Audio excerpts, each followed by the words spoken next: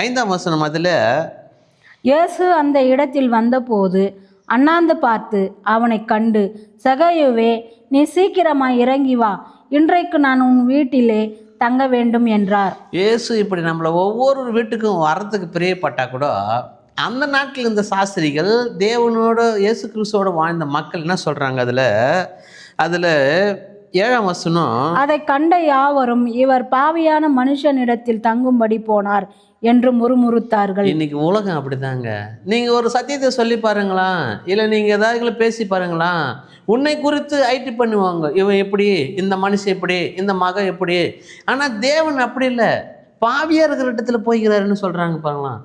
தேவனுடைய பார்வை நாம் ஒவ்வொருவரும் அவருடைய பிள்ளைகள். ஆமேன். தேவனுடைய பார்வை நம்மெல்லாம் யார்?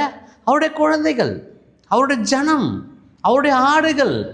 நம்மை ஆசீர்வதிக்கிறது தாங்க தேவனுக்கு பிரியம்.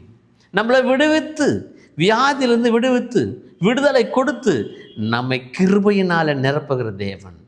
ஆனால் அங்கே சொல்லும் பக்கம் என்ன சொல்கிறாங்க? பாவியானவரிடத்துல போய் இவர் போயிருக்கிறாரு, இவர் தேவனா?